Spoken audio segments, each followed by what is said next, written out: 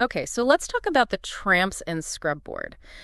The title sounds, well, a bit odd, right? Especially when it's described as live and carefree. It really does. It sets up a kind of contradiction right away. And that's what makes this interesting, I think. How did that title connect to its actual history? Exactly. So that's our mission for this deep dive.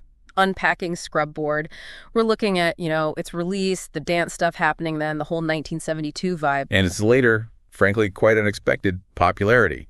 We know it was the B-side to their cover of 60-Minute Man, itself a really significant R&B track. Right, a big precursor to rock and roll from the Dominoes. So you've got that famous A-side. And then this instrumental B-side. We know it came out of Philly, Sigma Sound Studios, the whole young Harris Baker production team. Ronnie Baker on bass, too, of course. And it did get a tiny bit of chart action in the Netherlands, apparently, but not much else initially. U.S. charts, I think it barely scraped the Billboard bubbling under at hashtag 108. And this was 1972. Dance-wise, things were shifting. Traditional partner dancing was seen by many as kind of old hat, thanks to rock, the counterculture. But disco was bubbling up, early disco. So you had more solo freestyle dancing taking off, but also the very beginnings of new partnered stuff like the bump. And the hustle was just starting then, too, right? Yeah, the hustle apparently kicking off in the South Bronx around that very time. So Scrubboard lands right in the middle of that transition. So thinking about that B-side status again, 60-Minute Man was the known quantity. That's the track people would presumably buy the single for. Absolutely. It had name recognition from the 51 original. Scrubboard was, well, the flip side. Probably didn't get much thought initially. And musically, what exactly is Scrubboard? It's usually tagged as funk soul, sometimes even instrumental disco. Right. Instrumental disco seems pretty apt, and it's short, just about 2 minutes, 20 seconds. But here's a key thing. It's basically the instrumental track for their later hit, Hold Back the Night. No way, really? So it was like a hidden preview? Sort of, yeah. The musical foundation was right there on that B-side. It makes you wonder if they always planned to use it later, or if it was just, resourceful. Huh.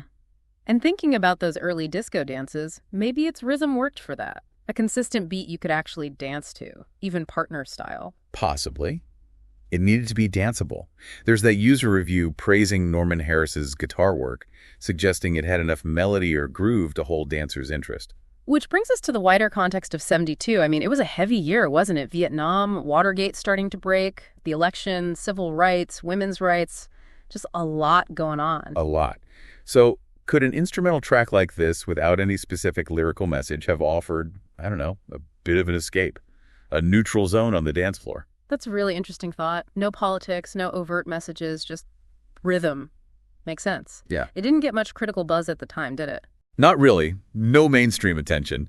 But years later, you see that user review calling it beautiful, linking it specifically to that early underground disco scene and Sigma sound.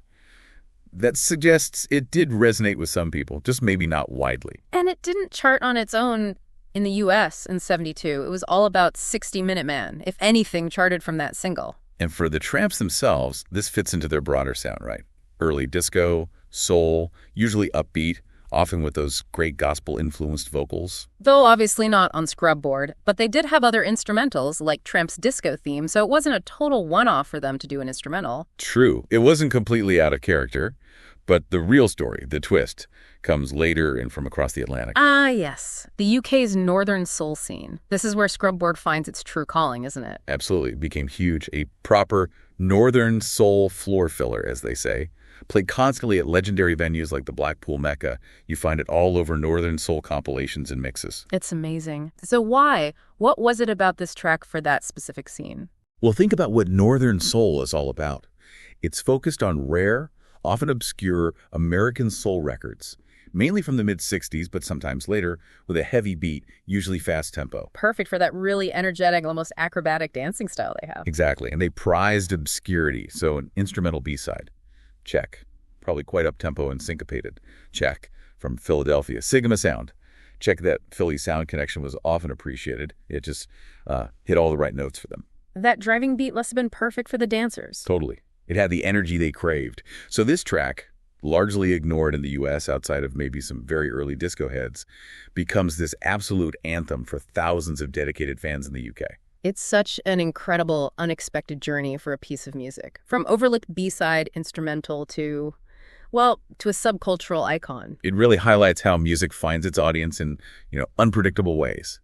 Things don't always follow the mainstream path. Significance can build over time in specific communities. It definitely makes you wonder, doesn't it? How many other seemingly forgotten B-sides or album tracks are out there with these kinds of hidden lives, meaning so much to a particular group of people, something to think about beyond just the big hits.